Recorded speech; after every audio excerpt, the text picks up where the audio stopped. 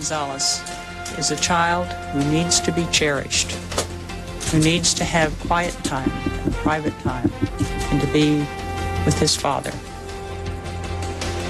Joy, bitterness, sorrow, bewilderment, and relief. A day of extreme emotion for Elian Gonzalez, his family, and many others. U.S. officials reunite the boy with his father after a pre-dawn raid.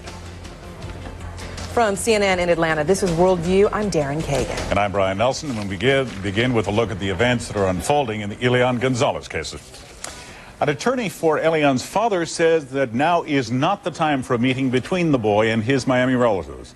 The family last saw Elian around 5 o'clock Saturday morning when federal agents took Elian from the home where he's been staying for almost 5 months. Attorney General Janet Reno says, in her words, time had run out.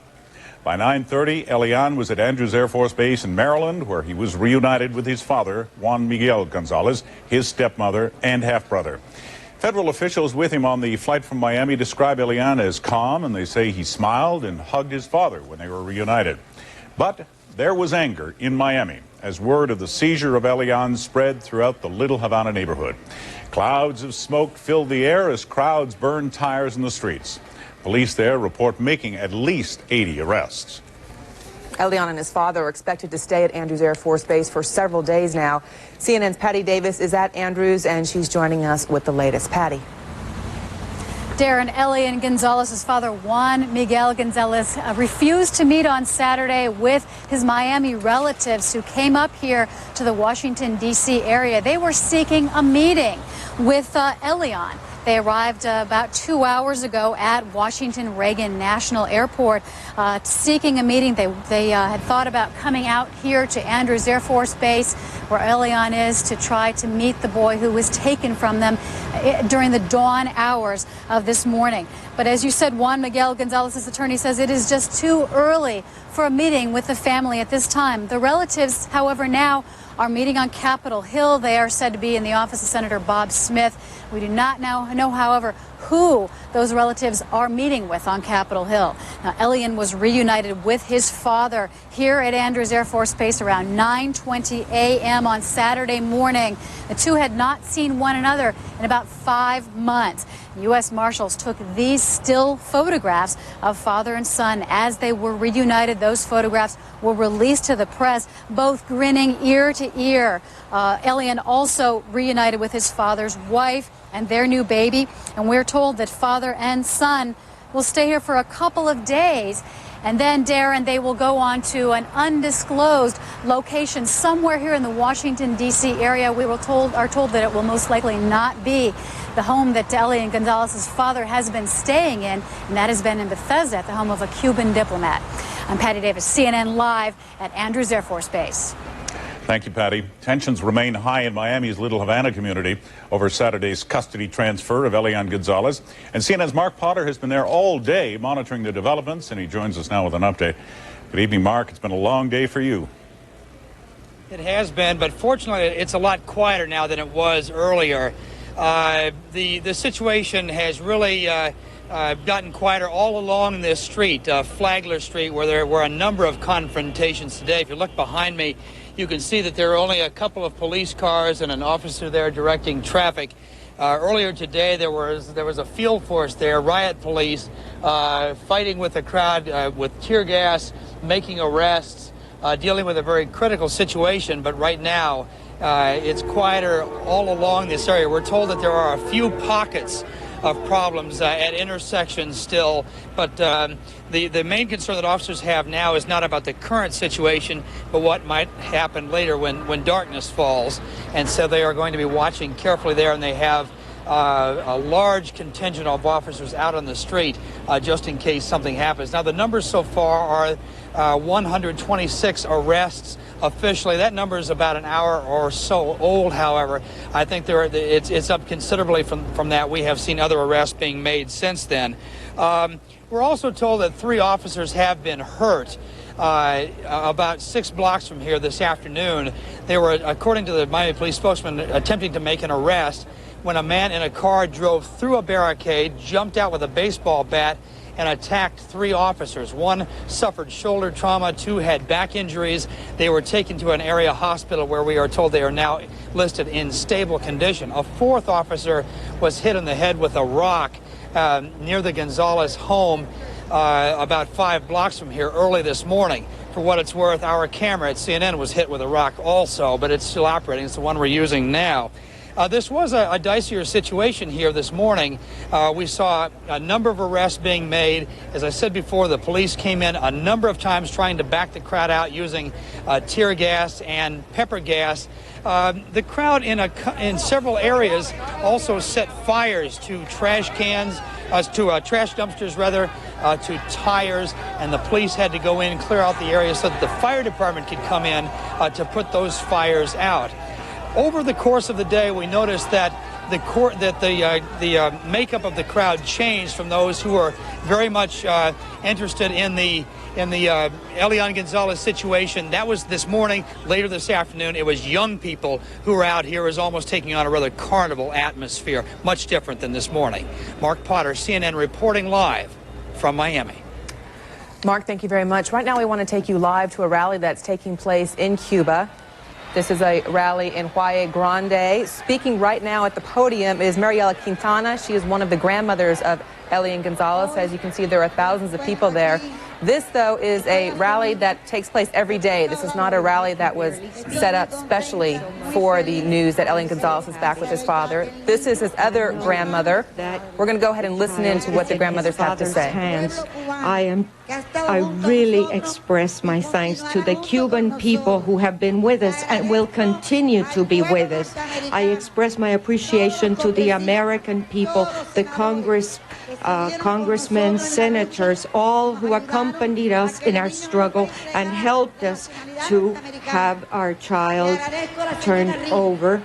And I express to Ms. Reno and Ms. Meissner, all who met with us while we were there. We are truly, truly grateful.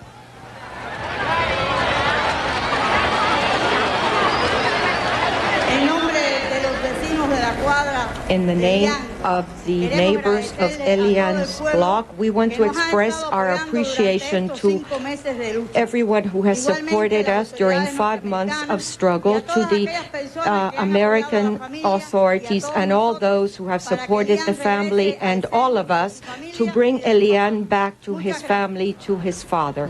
Thank you. And there you have it. We've heard from both of Elian Gonzalez's grandmothers in Cuba. This is a rally that has been planned daily, demanding his return to his home country. As you might have seen in a cutaway crowd there, President Fidel Castro is present at that rally. Let's bring in our Martin Savage, who is about 2 hours away from that rally in Havana. Martin, as we mentioned, this is not a rally that was set up specially because of the news of today. They plan that rally on a daily basis. Yes, they do. They usually either have in the evening hour, starting at 5 o'clock, a protest meeting. Sometimes it's a roundtable out of the Cuban television station here in Havana. Other times it is a street demonstration or a rally that takes place. Often on the weekends, they hold these demonstrations outside of the city of Havana, usually outdoors, and they tend to draw very large crowds. Of course, they're organized by the government. But the reason the government likes to move away from Havana is to show to the rest of the world that support for Elian Gonzalez is not just limited here to the capital, that it is extending throughout the rest of the country. I'm sure that some of perhaps the makeup of how this rally was composed and the words that you are hearing are a good bit different than what may have been suggested before events in Miami. There is some reaction. There had also been some talk that perhaps Cuban President Fidel Castro himself may get up and speak. You never really know for certain until he steps before the microphone. It's also possible that the government doesn't necessarily feel it has to make some sort of formal statement, believing that the images coming out of Miami, especially in the aftermath of the operation this morning, and also that very telling photograph of young Elian Gonzalez with his father and the big smile, may send the most powerful message of all, and that their words are not needed. But of course, we will probably find out as this program moves on. Martin, people across the U.S. have watched these pictures all day long. Not these pictures, but the picture of Elian Gonzalez being seized and then reunited with his father. How much have people in Cuba been able to see? Well, they have seen quite a bit of the video, much of the video actually coming from CNN that Cuban television has been then turning around and rebroadcasting. The speed at which the news broke here in Havana and actually through the rest of the country was quite quick, actually judging it by Cuban standards. I mean, the first bulletin came across, you would say, at about 6:30 this morning on Cuban radio, and it was shortly thereafter followed by a communique that was read on Cuban television. Sometimes news of events pertaining from the United States or coming from the United States pertaining to Elian Gonzalez can take a long time before they are reported here. That was not the case this morning, but of course the Cuban government looks upon the acts there as a very positive thing. Well, Martin, why is that? Why would there be the delay and then today not the delay? Well, you have to keep in mind that all of the media within Cuba is a government-controlled media. It is basically a branch of the Cuban government. The government can decide what they believe they want to transmit and what they don't want to transmit. The images today, they felt obviously the story that came out of there was something that the people wanted to know and should know right away. So I think I'll leave it up to your audience to make a decision as to why or why not. It is almost self-explanatory, actually. Tell us a little bit more about the location of this rally. As I understand, it's in the same province of Elian Gonzalez's hometown. Right, it's in Matanzas province, which is it's very close to Cardenas, which is the town where Elian Gonzalez grew up. It's also the area from where the ill-fated journey began. This is an area that has been strongly supportive of having the young boy returned. Now, whether it was simply ironic that it falls on this particular day, that was probably just the case of scheduling. Martin Savage, live in Havana. Thank you for helping us to understand the rally today. Appreciate it. Now over to Brian. And we just received word that Elian's family members who flew from Miami to Washington and spent some time around Capitol Hill late this afternoon are now on their way to Andrews Air Force Base. In their company is Senator Bob Smith. And of course, along on this trip is Marielises Gonzalez, Elian's cousin, and Lozaro, his great uncle. Now we want to take you to Miami, where there's a news conference underway at the Metro-Dade Government Center, and it is being held by the mayor of Miami-Dade County, Alex Pinellas, in the company of Sister Jean O'Loughlin and some other local officials. Let's listen in. 1 minute, ladies and gentlemen. Thank you. Thank you.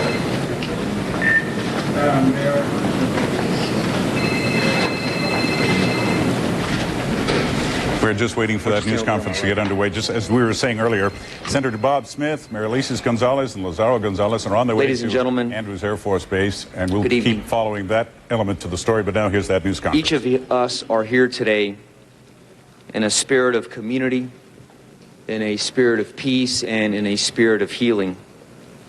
Early this morning, we as a community witnessed what I can only describe as a tragic event. Federal agents raiding the home of young Elian Gonzalez's Miami family and snatching the boy. Everyone knows how personally disappointed I am and how personally angered I am that the federal government did not give respected members of this community who came together as mediators from various sectors of our community the time, the precious time that they needed to finalize negotiations between the family and the Justice Department for a peaceful, orderly, and fair resolution to this matter. I know that this sentiment is shared by many of those here tonight and throughout this community.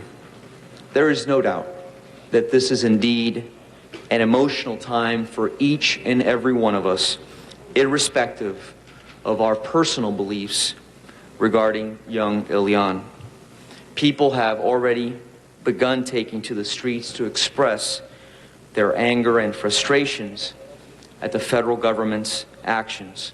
Fortunately, many of those actions have come in the form of sporadic and isolated incidents. I call on the people of this community as mayor to express themselves peacefully and within the realm of the law. I also want to emphasize that we will not tolerate violence or demonstrations that infringe upon the rights of others. The community leaders and elected officials who have joined me this evening represent various sectors of our community. They have joined me in a show of solidarity and mutual concern over today's developments. And at the same time, they have joined me in a united call for calm. A lot of questions will be raised in the coming days regarding where do we go. We're going to interrupt here. The news conference in Miami to listen to Fidel Castro, who's speaking at the rally in Cuba. And then on the following day, on April the 19th,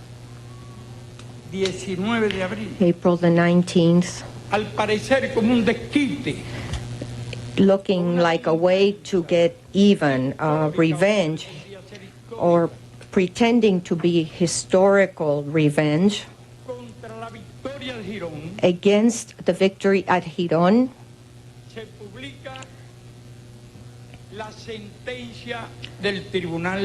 the sentence of the ruling of the court in Atlanta was published. Two things, two blows, one right after the other. And I thought, and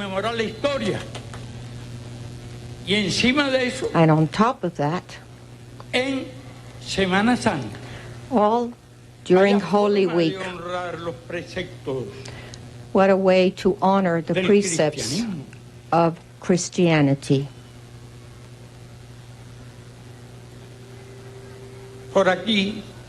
Here, here in this place, this is the command center was started here. But the one for the Girón battle was everywhere. We were tricked. We were tricked that day at dawn when they prepared an attack with tanks. Fernandez probably remembers because he had arrived with militia officers at a set time. I don't remember at what time, but I know that it was important. What was important was to be on the beach on the other side. You all know that down that road, first you run into a deep swamp, and I didn't really have a map. In some places the swamp is wider than in others, but down that road, around 8-10 kilometers. I may be wrong, but there will be time to rectify my mistake if I'm wrong as to those figures. And at dawn, We've been listening to Cuban President Fidel Castro in Valle Grande at a rally that was already planned ahead of the news that Elian Gonzalez has been reunited with his father.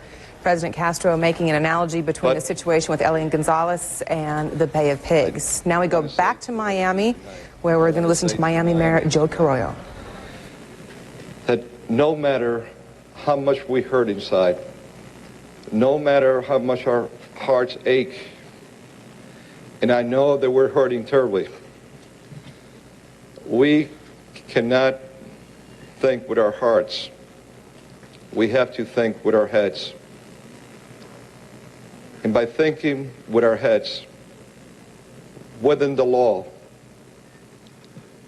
that is the best way that we could help Elian Gonzalez, help Miami, and put less shame on America today. I plead with this community that has been a good community, a patriotic community, a loving family,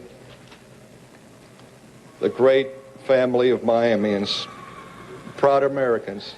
I plead that we react within the law, use the power of the law, the rule of law that was not used here today, use that to speak to America and to defend the liberty and freedom and principles of fair play and justice that our founding fathers fought for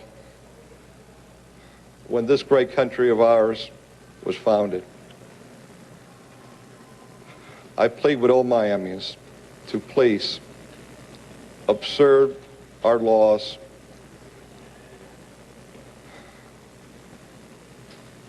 The only winner, if that is not done, would be the tyrant, the criminal, the murderer, Fidel Castro.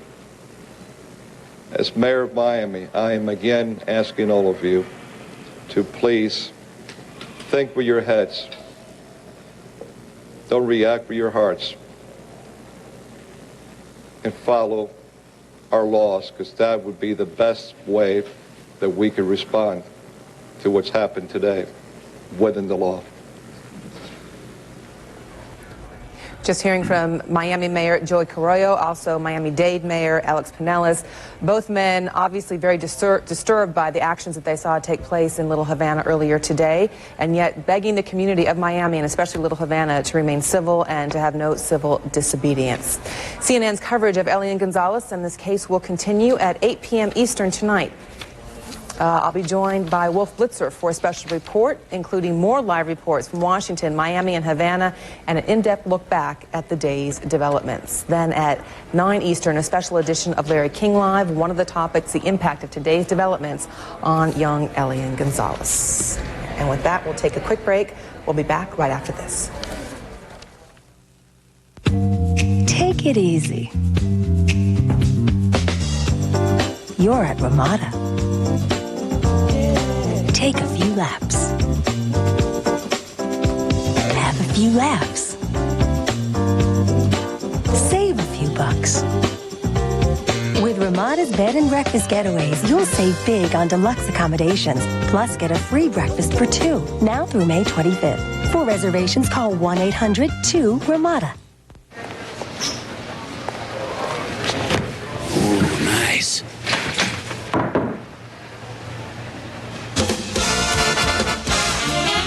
If you've got a business to run, Staples has everything you need at guaranteed low prices. We got to get that contract signed. Sir, did you order the Kung Pao chicken? Yeah, it's going to be a long night. All the supplies to stock your office and an in-house copy and print center. Staples. Yeah, we've got that. To better protect your yard from bugs, we got inside the mind of the bug. I'll eat your lawn. I'll eat your plants. I'll eat everything. And you can't stop me. Introducing Bayer Advanced Lawn and Garden Multi-Insect Killer. It kills bugs on contact. You can't stop. Maybe you can. And protects your lawn and garden from all kinds of insects for weeks. What happened to that guy? Bayer Advanced. Better thinking. Better results. BNP Paribas Group, a highly diversified international bank with global knowledge and local market expertise, gives U.S. investors access to global markets. Discover BNP Paribas Group, a solid platform for informed, innovative solutions. Now, CNN.com/health with WebMD offers the most comprehensive healthcare information online. From breaking news and cutting-edge treatments to alternative remedies, find the answers to your questions on CNN.com in association with WebMD. President Gerald Ford, Jay Leno, President Bill Clinton, Mike Wallace. No wonder he's #1 in primetime talk. Great guests, great talk. Larry King Live, weeknights on CNN. Joining us now to discuss the legal and cultural aspects of the Elian Gonzalez case is Richard Nuccio. Mr. Nuccio joins us from Washington. He's the director of the Pell Center at Salve Regina University in Rhode Island. Mr. Nuccio, good to see you again. Thanks for joining us. Thanks for having me. First, were you able to hear Fidel Castro's comments just a few minutes ago as we broadcast them live here on CNN? Yes, I'm sorry for smiling, but I've heard President Castro give long speeches before, and I suspect that you heard about 30 seconds of the next 3 or 4 hours. Oh, you think he will go on for a little bit? Help us understand a little bit of just that we heard in the 30 seconds, his comparisons he's making of the Elian Gonzalez situation to the Bay of Pigs. Well, I think, again, trying to figure out from that little excerpt, it wasn't really a comparison. What he was saying is the way that Miami and Havana talk about these issues. he believes that the court issued its ruling on the 19th specifically to try to deal another defeat to Cuba today, as was attempted to be given to Cuba in the Bay of Pigs some 40 years ago. So the symbolism of this history of conflict between the U.S. and Cuba, specifically between the exile community and President Castro, is very much on the minds of both sides in this issue, both Miami and Havana. Seen a lot of images today from 5 a.m. Eastern this morning when Elian Gonzalez was taken from the home of his Miami relatives until later in the day when he was reunited with his father. How do you suspect Fidel Castro will use those images at home in Cuba? Well, he's going to continue to try to use the Elian Gonzalez case in two ways. First, to rally domestic public opinion in support of the revolution. And it's really one of the last ways that the revolution has to try to support itself, using the United States as an external enemy as a way of rallying people's support. It has little else to offer to the population anymore. And the second way he's going to use the Elian Gonzalez case is to try to defeat the exile community in Washington, in the United States and its influence in Washington, and to hope that the defeat of the exile community will also lead to an unraveling of the U.S. embargo against Cuba. And he may be right about that. Well, speaking of that community, of the Cuban-American community, very bitter, very disappointed about how this has turned out today. Where does that community go from here? I used to subscribe to what I would call the rubber band theory of U.S.-Cuba policy, that if the exile community in Miami continued to try to stretch U.S.-Cuba policy further and further to the right, it might just snap back against them. And I think what we've seen today is the beginning of that snap back. The administration is clearly now on the side of moving in a way that is very politically damaging to the exile community. I think they're going to find that they will get a hearing on Capitol Hill, but very little results will be produced as a result of Republicans trying to play politics with the issue, but in fact not really being able to deliver anything to them. And I think that community is going to go through a tremendous psychological trauma as it realizes that the influence it has been used to over the last 40 years is starting to slip away. I hope that there is a constructive re-examination of the role of the exile community, and they find a way to continue to involve themselves constructively in U.S. politics, but it's possible that there will be a more bitter reaction. That has been the lesson of the past, at least. Richard Nuccio from Salve Regina University, you always have a different way of letting us look at a situation, and we appreciate your time today, sir. Thanks for having me. Brian? And now, here are some of the latest developments in the Elian Gonzalez case. An attorney for Elian's father, Juan Miguel Gonzalez, says now is not the time for a meeting between the boy and his Miami relatives. His cousin and great-uncle traveled to Washington Saturday, hoping to see Elian again. The Air Force, though, refused to allow the family on to Andrews Air Force Base, where Elian is staying with his father. Elian and his father were reunited Saturday morning. They had not seen each other in 5 months. People who saw the two together say that Elian hugged his father and smiled when they were reunited. Taking Elian from his Miami relatives touched off an angry reaction in the Little Havana community in Miami, Florida. Crowds there have set fires in the streets and thrown rocks at the police. At least 80 people have been arrested. And that's it for this edition of WorldView. At 8 p.m. Eastern, I'll be joined by Wolf Blitzer for a special report on the Elian Gonzalez case. From CNN Center in Atlanta, I'm Brian Nelson. And I'm Darren Kagan. Thanks for joining us. So, you've managed to point and click your way into too much debt. Why not point and click your way out of debt with a second mortgage from Ditech.com? Whether you have equity or no equity, good credit or not so good credit, Ditech has a second mortgage with absolutely no closing costs to help you lower your monthly payments now. So point and click your way out of high-interest, non-tax deductible credit card debt at Ditech.com. Or call us at 1-800-71-FIXED. Ditech.com. Political commentary from Washington insiders Mike McCurry and Tony Blankley. Another reason to stay with CNN, America's campaign headquarters. Our music programs are in trouble. Help Intermedia and VH1 save the music in our public schools. Stars of the Future, featuring bands and choirs from Martin Luther King High School, Whites Creek High School, Jolt Middle School, Nashville School of Arts, and some of Nashville's finest professional musicians. Saturday, April 22nd, 7:30 p.m. at T-Pax Polk Theater. Call Ticketmaster at 255-9600 for more information. VH1, save the music, because music education equals brain power. What do you get when you add 1.9% APR with 49 miles?